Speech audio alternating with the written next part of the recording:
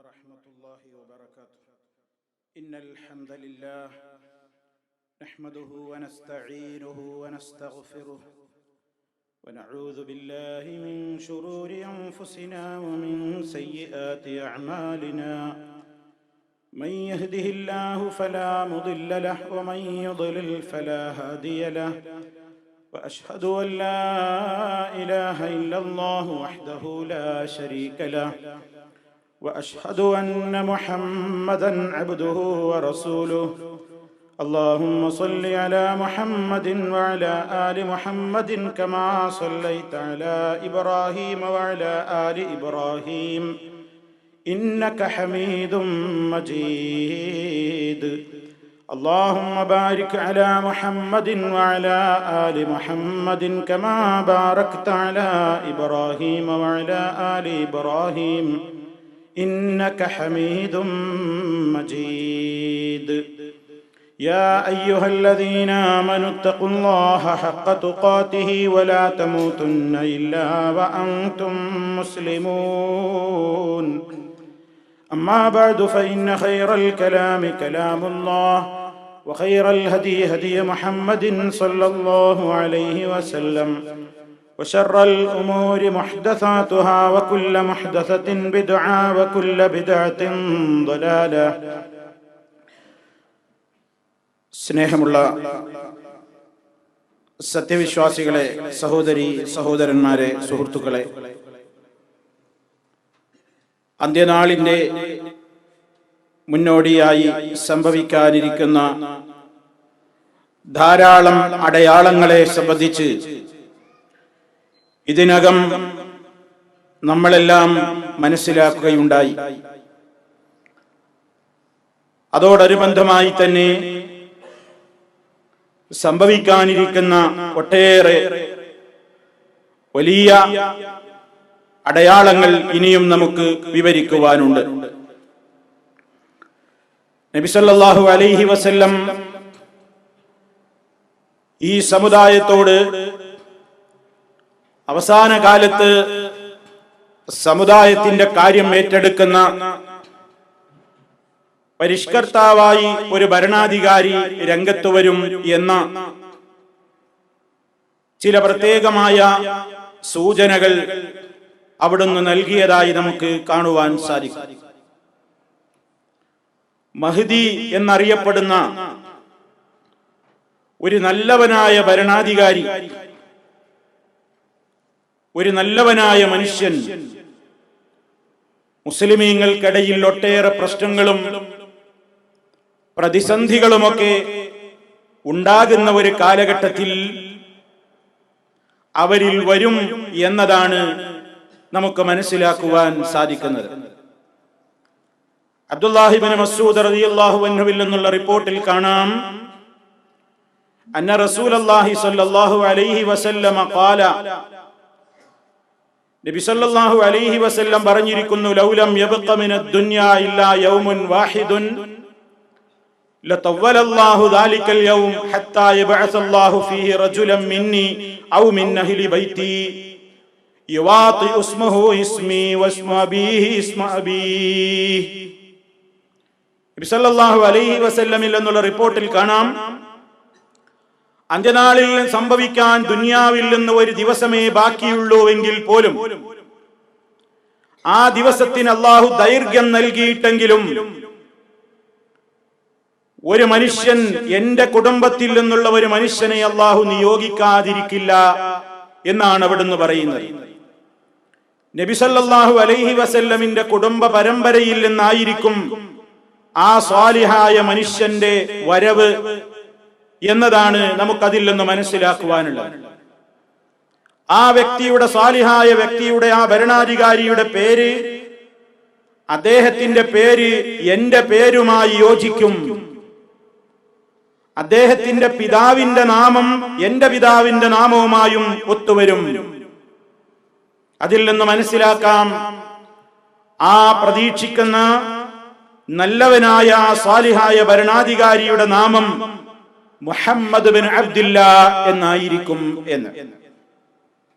ഫാത്തിമ റളിയല്ലാഹു തആല അൻഹയുടെ സന്താന പരമ്പരയിൽ നിന്ന് ആ കുടുംബ പരമ്പരയിൽ നിന്നായിരിക്കും. മറ്റു ചില റിപ്പോർട്ടുകൾ പ്രകാരം ഹസൻ റളിയല്ലാഹു അൻഹുവിന്റെ പരമ്പരയിൽ നിന്നായിരിക്കും മഹ്ദി രംഗത്ത് വരിക എന്നും കൂടി നമുക്ക് മനസ്സിലാക്കുവാൻ സാധിക്കും. നബി സല്ലല്ലാഹു അലൈഹി വസല്ലമിൽ നിന്നുള്ള റിപ്പോർട്ടുകളിൽ മഹ്ദിയെ സംബന്ധിച്ചും അദ്ദേഹത്തിന്റെ ശാരീരിക വിശേഷണങ്ങളെ സംബന്ധിച്ചും ഭൂമിയിൽ അദ്ദേഹം വന്നു കഴിഞ്ഞാൽ ഉണ്ടാകുന്ന ചില മാറ്റങ്ങളെ സംബന്ധിച്ചും അദ്ദേഹം ഇവിടെ എത്ര കാലം ഉണ്ടാകും എന്നതിലേക്കുമൊക്കെയുള്ള ചില സൂചനകൾ കാണുവാൻ സാധിക്കുന്നു. അബൂ സഈദ് അൽ ഖുദ്രി റളിയല്ലാഹു തആല അൻഹു എന്ന സഹാബി പറയുകയാണ്, പ്രവാചകൻ സല്ലല്ലാഹു അലൈഹി വസല്ലം പറയുന്നതായി ഞാൻ കേട്ടിരിക്കുന്നു, അൽ മഹ്ദിയു മിന്നി, മഹ്ദി എന്നിൽ നിന്നായിരിക്കും, അഥവാ എന്റെ കുടുംബ പരമ്പരയിൽ അവസാനത്തിലായിരിക്കും മഹ്ദി പ്രത്യക്ഷപ്പെടുക. അജിലൽ ജബ്ഹ, അദ്ദേഹത്തിന്റെ നെറ്റി വളരെ വിശാലമായിരിക്കും. അഖ്നൽ അൻഫി, വളഞ്ഞ മൂക്കുള്ളയാളായിരിക്കും. യംലഉൽ അർള ഖിസ്തൻ വഅദ്ലാ, ഭൂമിയിൽ അദ്ദേഹം നീതിയും അതുപോലെ തന്നെ ഏറ്റവും നല്ല രൂപത്തിലുള്ള ഭരണവും നടപ്പിൽ വരുത്തും. അതുകൊണ്ട് ഭൂമി നിറക്കും. കമാമുലിഅത് ജൗറൻ വദുൽമൻ, ഭൂമിയിൽ അക്രമവും അരാജകത്വവും ഒക്കെ കൊടികുത്തി വാണിരുന്ന ഒരു കാലഘട്ടത്തിൽ, ഭൂമിയിൽ അക്രമവും അരാജകത്വവും ഒക്കെ നിറക്കപ്പെടുന്ന ഒരു കാലഘട്ടത്തിൽ അദ്ദേഹം നീതിക്ക് വേണ്ടി ശബ്ദിച്ചുകൊണ്ട് നീതിയോടുകൂടി ഭരണം നടത്തുന്ന നല്ലവനായ ഒരു വ്യക്തിയായിട്ട് എന്റെ പരമ്പരയിൽ നിന്ന് രംഗത്ത് വരും. 7 വർഷങ്ങളോളം അദ്ദേഹം അധികാരം നടത്തും എന്നാണ് ചില റിപ്പോർട്ടുകളിൽ കാണുന്നത്. വേറെ ചില റിപ്പോർട്ടുകളിൽ 8 എന്നും 9 എന്നും ഒക്കെയുള്ള അഭിപ്രായങ്ങളുണ്ട്. ആ കാലഘട്ടത്തിലെ പ്രത്യേകതയായി റസൂൽ സല്ലല്ലാഹു അലൈഹി വസല്ലം പറയുന്ന വേറെയും ചില പ്രത്യേകമായ കാര്യങ്ങളുണ്ട്. പ്രവാചകനിൽ നിന്നുള്ള റിപ്പോർട്ടിൽ കാണാം, അതും അബൂ സഈദ് അൽ ഖുദ്രി റളിയല്ലാഹു തആല അൻഹു തന്നെയാണ് നമുക്ക് പറഞ്ഞു തരുന്നത്, യഖ്റുജു ഫീ ആഖിരി ഉമ്മത്തി അൽ മഹ്ദി, എന്റെ സമുദായത്തിന്റെ അവസാനത്തിൽ മഹ്ദി പുറത്തു വരും. മഹ്ദി രംഗപ്രവേശം ചെയ്യും. ആ കാലഘട്ടത്തിൽ ക്ഷേമം കളിയാടും. രാജ്യത്ത് ആവശ്യത്തിന് മഴ ധാരാളമായി വർഷിക്കപ്പെട്ടുകൊണ്ട് രാജ്യത്ത് ആവശ്യമായ നിലക്കുള്ള വർഷമുണ്ടായി, അഥവാ വർഷപാതം മഴയുണ്ടാകും. അതുകൊണ്ട് തന്നെ ഭൂമിയിൽ ആവശ്യമായ നിലക്ക് ധാരാളം സമൃദ്ധമായി ഉൽപ്പന്നങ്ങളെ ഭൂമി ഉൽപ്പാദിപ്പിക്കും. ജനങ്ങൾക്ക് അദ്ദേഹം സമൃദ്ധമായി സമ്പത്ത് വിഹിതം ചെയ്യും, ധാരാളമായി അദ്ദേഹം വാരിക്കോരി കൊടുക്കും എന്നാണ്. മാത്രമല്ല, നാൽക്കാലികൾ സമൂഹത്തിന് ആവശ്യമായ ഒട്ടേറെ സംവിധാനങ്ങൾ അന്ന് വർദ്ധിച്ചു വരും. സമുദായത്തിന് ആവശ്യമായ എല്ലാ രൂപത്തിലുള്ള സഹായങ്ങളും ആ കാലഘട്ടത്തിൽ വർദ്ധിച്ചുകൊണ്ടിരിക്കും. 7-8 വർഷം അദ്ദേഹം ഭരണം നടത്തും തുടങ്ങിയ ചില പരാമർശങ്ങളുള്ള ചില റിപ്പോർട്ടുകളും ഹാക്കിം റഹിമഹുല്ലയെ പോലെയുള്ള പണ്ഡിതന്മാർ, ഹദീസ് പണ്ഡിതന്മാർ ഉദ്ധരിച്ചത് നാസിറുദ്ദീനുൽ അൽബാനി റഹിമഹുല്ല അദ്ദേഹത്തിന്റെ സിൽസിലത്തുൽ അഹാദീസ് സഹീഹായ ഹദീസുകളെ ക്രോഡീകരിച്ചുകൊണ്ട് എഴുതിയ ഗ്രന്ഥങ്ങളിൽ നമുക്ക് കാണുവാൻ സാധിക്കും. ഇത് നമ്മൾ പലപ്പോഴും നാം ഇതിനെ സംബന്ധിച്ച് ധാരാളമായി അങ്ങനെ കേൾക്കാത്തൊരു വിഷയമാണ്. നബി സല്ലല്ലാഹു അലൈഹി വസല്ലം പറഞ്ഞ ഈ മഹ്ദി എപ്പോൾ, എവിടെ, എത്ര കാലം ഭൂമിയിൽ വസിക്കും എന്നത് കൃത്യമായ ഒരു നസ് അതല്ലെങ്കിൽ വ്യക്തമാക്കുന്ന ഹദീസുകളില്ല. എപ്പോൾ വരും, എവിടെ വരും എന്ന് വ്യക്തമാക്കുന്ന ഹദീസുകളില്ല. എത്ര കാലം ഭൂമിയിൽ വസിക്കുമെന്നും അറിഞ്ഞുകൂടാ. എന്നാൽ ഭരണകാലം 7-8 എന്നതൊക്കെ റിപ്പോർട്ടുകളിൽ നമുക്ക് കാണുവാൻ സാധിക്കും. എന്നാൽ ഖണ്ഡിതമായ റിപ്പോർട്ടുകൾ ഈ വിഷയത്തിൽ വന്നിട്ടില്ലെങ്കിലും ചില റിപ്പോർട്ടുകളിൽ നിന്ന്, അവയുടെ സൂചനകളിൽ നിന്ന് ഗ്രഹിക്കാവുന്നതനുസരിച്ച് പണ്ഡിതന്മാർ ചില അഭിപ്രായങ്ങളൊക്കെ രേഖപ്പെടുത്തിയിട്ടുണ്ട്. ആ കൂട്ടത്തിൽ അഭിപ്രായം രേഖപ്പെടുത്തിയ പണ്ഡിതനാണ് മുഫസ്സിറായ ഇമാം ഇബ്നു കസീർ റഹിമഹുല്ലാ. അദ്ദേഹത്തിന്റെ അൽ ഫിത്തൻ വൽ മലാഹിം എന്ന ഗ്രന്ഥത്തിൽ അദ്ദേഹം പറയുന്നത്, ശർഖ് പ്രദേശത്ത് നിന്ന്, അഥവാ പൗരസ്ത്യ ദേശത്തുള്ള ഒരാളായിരിക്കും, പൗരസ്ത്യ ദേശത്ത് നിന്നായിരിക്കും അദ്ദേഹം പുറപ്പെടുക എന്നതാണ്. മാത്രമല്ല അദ്ദേഹത്തിന്റെ വരവിനെ സംബന്ധിച്ചുള്ള ഒരു ഏകദേശ സൂചനകൾ ഹദീസുകളിൽ നിന്ന് ഗ്രഹിക്കാവുന്നത് ദജ്ജാലിനെ വധിക്കാൻ വേണ്ടി മഹാനായ ഈസാ നബി അലൈഹിസ്സലാത്തു വസ്സലാമിന്റെ ആഗമനം ഉണ്ടാകുമെന്നത് മുസ്ലിമീങ്ങൾ വിശ്വസിക്കുന്ന യാഥാർത്ഥ്യമാണ്. അതിലേക്ക് നമുക്ക് അത് മറ്റൊരടയാളമായി ശേഷം വിശദീകരിക്കേണ്ടതാണ്. ആ ഈസാ നബി അലൈഹിസ്സലാത്തു വസ്സലാമിന്റെ വരവിന്റെ മുന്നോടിയായി മുമ്പേ മഹ്ദി വന്നിരിക്കും എന്നതാണ് മറ്റു ചില റിപ്പോർട്ടുകളിൽ നിന്ന് ഗ്രഹിക്കാവുന്നത് എന്ന് ഇബ്നു കസീർ റഹിമഹുല്ലാ രേഖപ്പെടുത്തിയിട്ടുണ്ട്. മാത്രമല്ല അദ്ദേഹത്തിന്റെ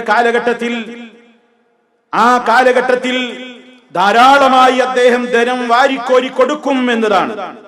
സാമ്പത്തികമായി അദ്ദേഹത്തിന്റെ ആ ഭരണത്തിന്റെ നൈപുണ്യം മുഖേന രാജ്യത്ത് ഇഷ്ടംമാതിരി സമ്പത്തുണ്ടാകുമെന്നും അതിലേക്കുള്ള സൂചനയാണ് ഇമാം മുസ്ലിം റിപ്പോർട്ട് ചെയ്ത താഴെ നിങ്ങൾ കേൾക്കാൻ പോകുന്ന ഹദീസെന്നും മഹാന്മാരായ പല പണ്ഡിതന്മാരും രേഖപ്പെടുത്തുകയാണ്.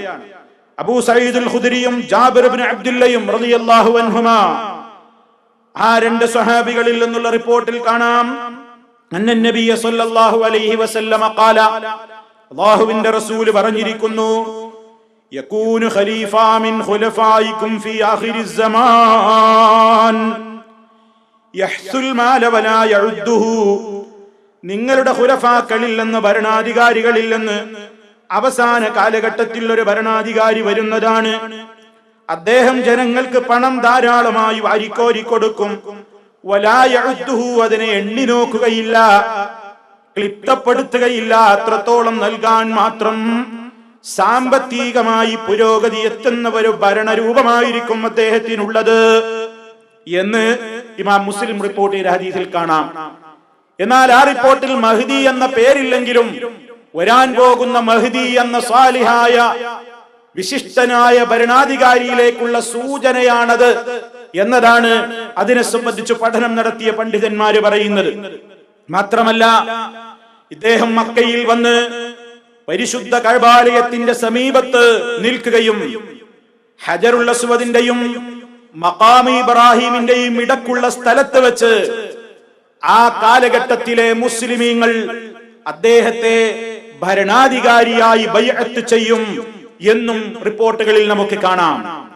മാത്രമല്ല ആ സന്ദർഭത്തിൽ അദ്ദേഹത്തെ വധിക്കാൻ വേണ്ടി ഒരു സൈന്യം പുറപ്പെടുമെന്നും ആ സൈന്യത്തിന് ലക്ഷ്യത്തിലെത്തിച്ചേരാൻ കഴിയാതെ അള്ളാഹു അവരെ ഭൂമിയിൽ ആഴ്ത്തിക്കളയുമെന്നും വേറെ ചില റിപ്പോർട്ടുകളിലും വന്നിട്ടുണ്ട്. നീതിയോടെ അദ്ദേഹം ഭരണം നടത്തുമെന്നും രാജ്യത്ത് മുഴുവൻ ക്ഷേമം കളിയാടുമെന്നും ഈസാ നബി അലൈഹിസ്സലാത്തു വസ്സലാം ഇറങ്ങുന്ന അന്ന് ഈസാ അലൈഹിസ്സലാത്തു വസ്സലാമിനോട് അദ്ദേഹം സുബഹി നമസ്കാരത്തിന് ഇമാമത്ത് നിൽക്കാൻ ആവശ്യപ്പെടുമ്പോൾ ഈസാ നബി അലൈഹിസ്സലാത്തു വസ്സലാം പറയും, താങ്കൾ തന്നെ ഇമാമത്ത് നിൽക്കുക എന്ന്. അങ്ങനെ ഈസാ അലൈഹിസ്സലാം രണ്ടാമത് വരുന്ന ആ ദിവസത്തിൽ ഒരു വഖത്ത് ഈ ഇമാമിന്റെ പിന്നിൽ തുടർന്നുകൊണ്ടായിരിക്കും ഈസാ നബി അലൈഹിസ്സലാത്തു വസ്സലാം നമസ്കരിക്കുക എന്നും ചില റിപ്പോർട്ടുകളിൽ നമുക്ക് കാണുവാൻ സാധിക്കും. മാത്രമല്ല ദജ്ജാലിനെ വധിക്കാൻ വേണ്ടി ഈസാ നബി അലൈഹിസ്സലാത്തു വസ്സലാമിന്റെ കൂടെ അദ്ദേഹവും സഹായിയായിട്ടുണ്ടാകുമെന്നും ഹദീസുകളിൽ സൂചനകളുണ്ട് എന്ന് മഹ്ദി സംബന്ധമായി വന്നിട്ടുള്ള ധാരാളം റിപ്പോർട്ടുകളെ പരിശോധന നടത്തി അവയിൽ നിന്ന് സ്വീകാര്യതയുടെ സ്ഥാനത്തേക്ക് എത്താവുന്ന വിഷയങ്ങളെ ക്രോഡീകരിച്ചുകൊണ്ട് ഗ്രന്ഥമെഴുതിയിട്ടുള്ള പണ്ഡിതന്മാർ രേഖപ്പെടുത്തിയിരിക്കുകയാണ്. ഇവിടെ നമ്മൾ മനസ്സിലാക്കേണ്ടുന്ന ചില കാര്യങ്ങളുണ്ട്. മഹ്ദി വരും എന്നതും മഹ്ദിയുടെ ആഗമനത്തെ സംബന്ധിച്ചും സൂചിപ്പിക്കുന്ന ഹദീസുകൾ ധാരാളക്കണക്കിന് റിപ്പോർട്ട് ചെയ്യപ്പെട്ടിട്ടുണ്ട്. അതുകൊണ്ട് തന്നെ അവയിൽ ശരിയുമുണ്ട്, ശരിയല്ലാത്ത ദുർബലമായതുമുണ്ട്, തീരെ ഒരിക്കലും യോജിക്കാൻ സാധിക്കാത്തത്ര നിർമ്മിതമായ കള്ള ഹദീസുകളും ആ വിഷയത്തിൽ കെട്ടിയുണ്ടാക്കപ്പെട്ടിട്ടുണ്ട്.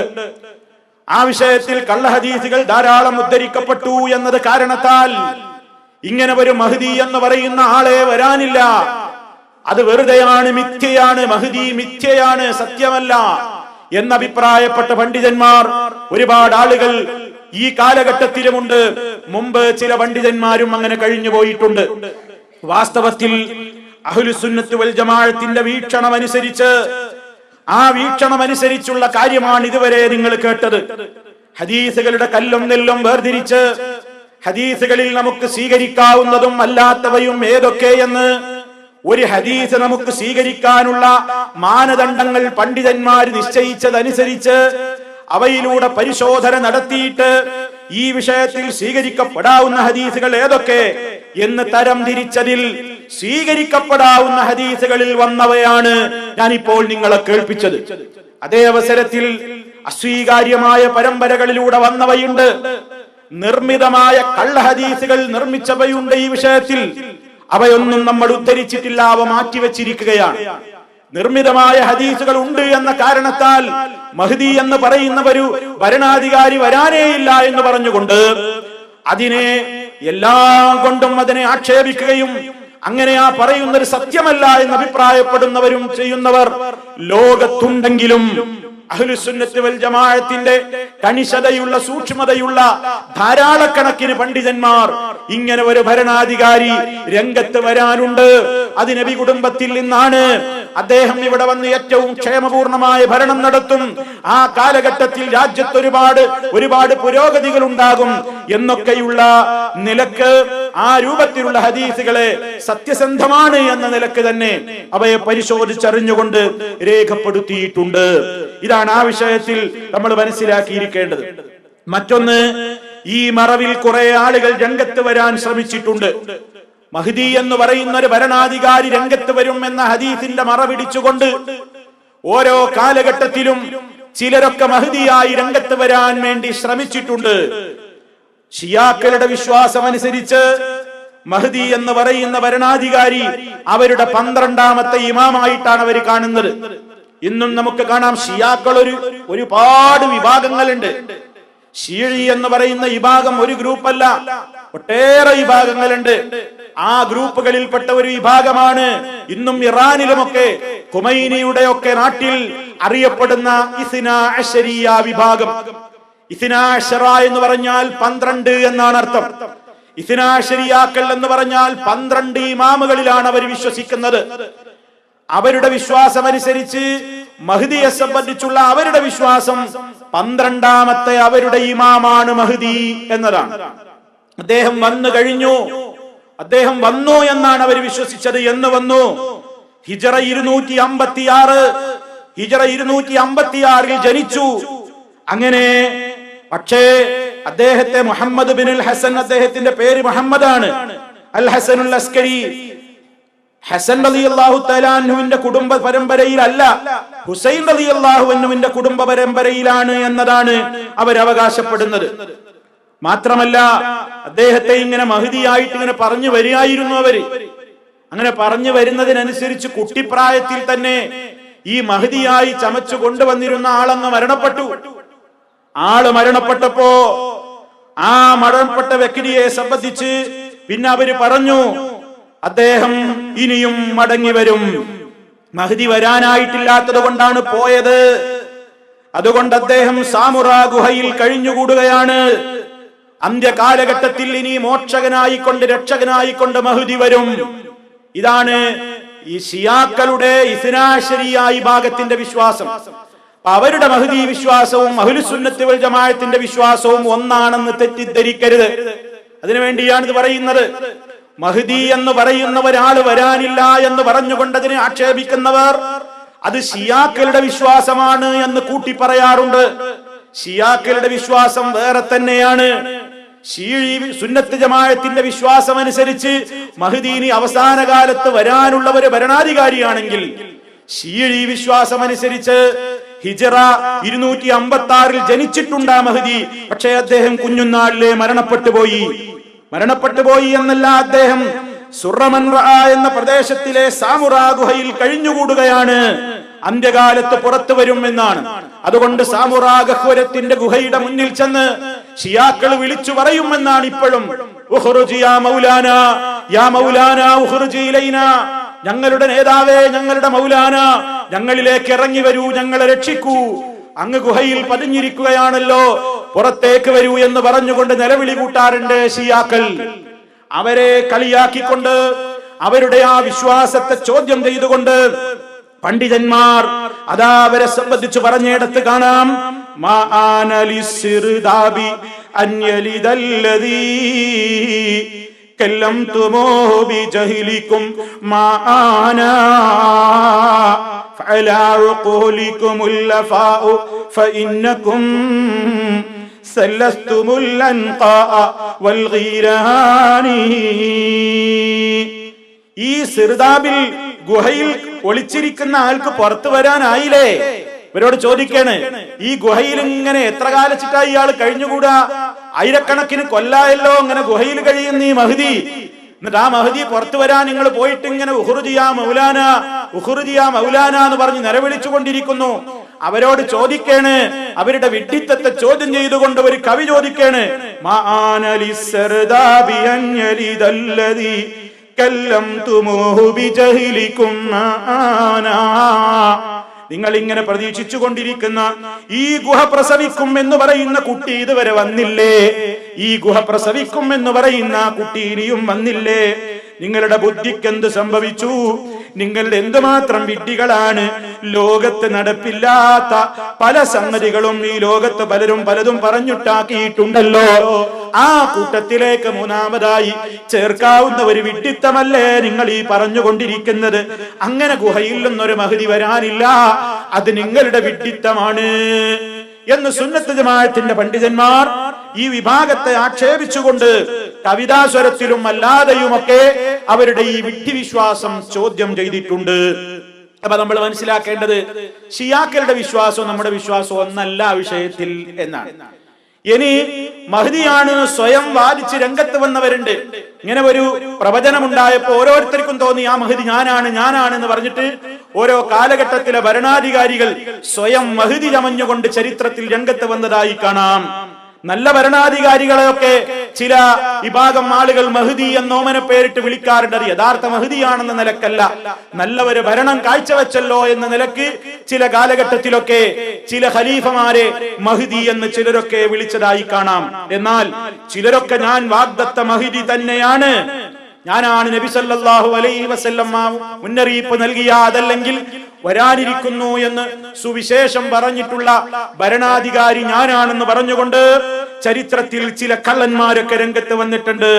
ഹിജ്റ 259 ജനിക്കുകയും 322 മരണപ്പെടുകയും ചെയ്ത ഉബൈദുല്ലാഹ് ഇബ്നു മൈമൂൻ എന്ന് പറയുന്ന ഒരു മനുഷ്യൻ, അയാള് ഏറ്റവും വലിയ യഹൂദിയാണ്. എന്നാൽ അയാൾ പറഞ്ഞത് ഞാൻ നബി കുടുംബത്തിൽപ്പെട്ട ആളാണ്, തങ്ങളാണ് നബി കുടുംബത്തിൽപ്പെട്ട ആളാണെന്ന് പറഞ്ഞാ വന്നത്. അയാൾ വാദിച്ചു ഞാനാണ് മഹ്ദി. വാദിച്ചു അയാൾ കുറെ കാട് കയറി വാദിച്ചു. അള്ളാഹുവിന്റെ ഒരുപാട് ഗുണവിശേഷങ്ങൾ തനിക്കുണ്ട്, ഉലൂഹിയത്ത് വരെ അയാൾ വാദിച്ചു കളഞ്ഞു എന്നാണ്. അങ്ങനെ ഞാനാണ് എന്ന് പറഞ്ഞ് സമൂഹത്തിലേക്ക് മഹ്ദിയായി രംഗത്ത് വരികയും, ഇസ്ലാമിക ശരീഅത്ത് എന്ന് പറഞ്ഞാൽ അത് നമ്മൾ ഈ കാണും പോലെ ആയത്തുകളും ഹദീസുകളുടെയും ബാഹ്യമായ അർത്ഥം മാത്രമല്ല, അവക്കൊക്കെ നിങ്ങൾക്കൊന്നും തിരിയാത്ത കുറെ ബാത്തിനിയായ ആന്തരികമായ അർത്ഥം കൂടിയുണ്ട്. അത് എന്നെ പോലെയുള്ളവർക്ക് തിരിയൂ എന്നൊക്കെ പറഞ്ഞ് ഇന്നും ലോകത്തുള്ള ചില കള്ളത്തരീക്കത്തുകാരില്ലേ, അതുപോലെയുള്ള വാദങ്ങൾക്ക് തുടക്കമിട്ട ഉബൈദുള്ള അയാൾ ഒരു കാലഘട്ടത്തിൽ ഹദീസിൽ പറഞ്ഞ വരാൻ പോകുന്ന മഹ്ദി ഞാനാണെന്ന് അയാൾ അവകാശപ്പെട്ടിട്ടുണ്ട്. എന്നാൽ അയാളുടെ പിൻഗാമികൾ പിന്നെയും സമൂഹത്തിൽ ഇതുപോലെയുള്ള കുഴപ്പങ്ങളൊക്കെ ഉണ്ടാക്കിയപ്പോൾ പിൽക്കാലത്ത് വന്ന സുന്നത്ത് ജമാഅത്തിൽ അടിയുറച്ച് വിശ്വസിക്കുന്ന പണ്ഡിതന്മാരിലൂടെ ഭരണാധികാരികളിലൂടെ ഇവരുടേതായ വേരോട്ടം നശിക്കപ്പെടുകയാണ് ചെയ്തത്. അതുപോലെ ബാബിയ പ്രസ്ഥാനത്തിന്റെ നേതാവായ ബഹായികൾ, നമ്മുടെ ഇന്ത്യയിലൊക്കെ കാണാം ബഹായികൾ, അവരുടെ ബഹാഉല്ല ഞാൻ മഹ്ദിയാണെന്ന് പറഞ്ഞിട്ടുണ്ട്. മിർസാ ഗുലാം അഹ്മദുൽ ഖാദിയാനി, ഇന്ത്യയിലെ പഞ്ചാബിലെ ഗുരുദാസ്പൂർ ജില്ലയിൽ ജനിച്ച ഖാദിയാൻ ഗ്രാമത്തിൽ ജനിച്ച ഖാദിയാനി പ്രസ്ഥാനത്തിന്റെ നേതാവ് മിർസാ ഗുലാം അഹ്മദ്, അയാളും വാദിച്ചിട്ടുണ്ട് ഞാനാണ് ആ മഹ്ദി എന്നയാളും വാദിച്ചിട്ടുണ്ട്. അങ്ങനെ പലരും ചരിത്രത്തിൽ മഹ്ദിയാകാൻ നോക്കിയിട്ടുണ്ട്. ഞാനാണ് ആ മഹ്ദി എന്ന് പറഞ്ഞാൽ ജനസപ്പോർട്ട് കിട്ടുമെന്നും നന്നായി ജനങ്ങൾക്കിടയിൽ അംഗീകാരം കിട്ടുമെന്നൊക്കെ കണക്ക് കൂട്ടിയിട്ട് ഹദീസിൽ പറഞ്ഞിട്ടുള്ള മഹ്ദി ഞാനാണെന്ന് പറഞ്ഞ് സമൂഹത്തെ പറ്റിക്കാൻ ചരിത്രത്തിൽ നാളിതുവരെ ഒരുപാട് ആളുകൾ രംഗത്ത് വന്നിട്ടുണ്ട് എന്നതാണ് മനസ്സിലാകുന്നത്.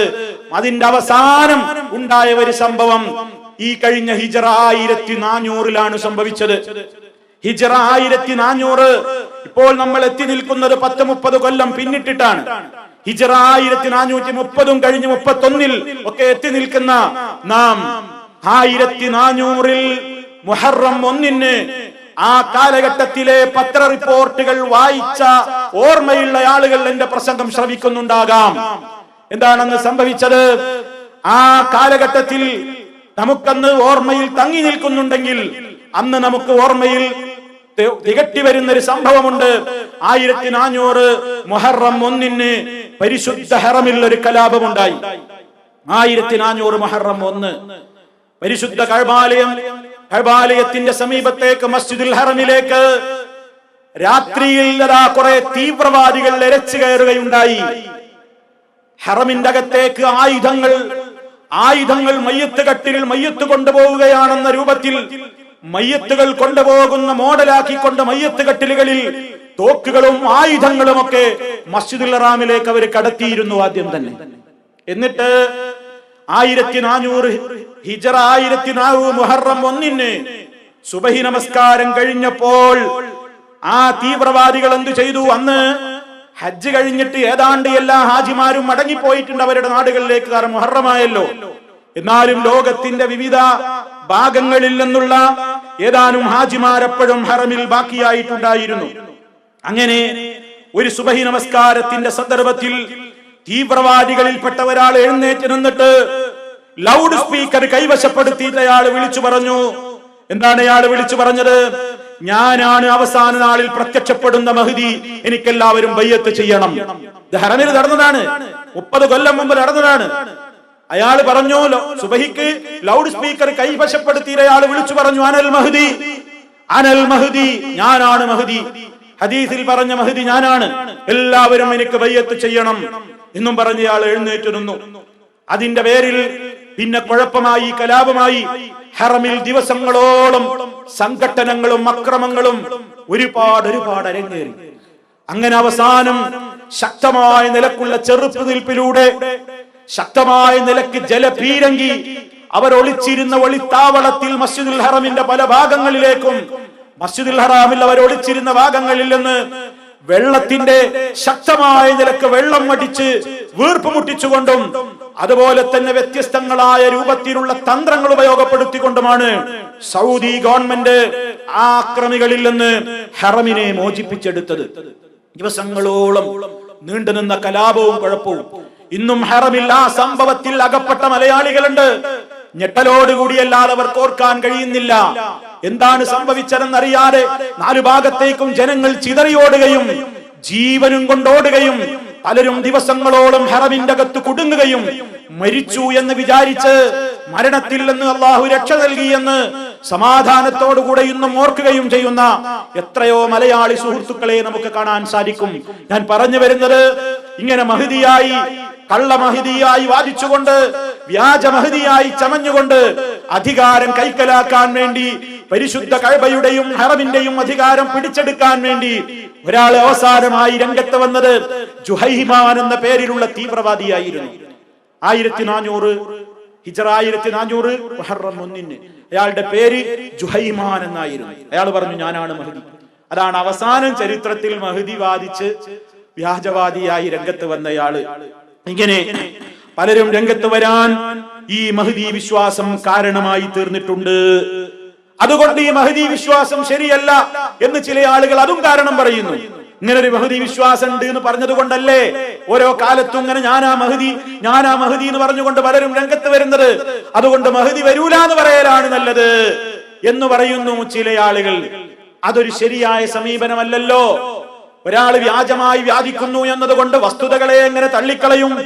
ഈസാ നബി അലൈഹിസ്സലാത്തു വസ്സലാം അവസാനം രംഗത്ത് വരും എന്നത് ഹദീസുകൾ കൊണ്ട്, ധാരാളം ഹദീസുകൾ കൊണ്ട് സ്ഥിരപ്പെട്ട യാഥാർത്ഥ്യമാണ്.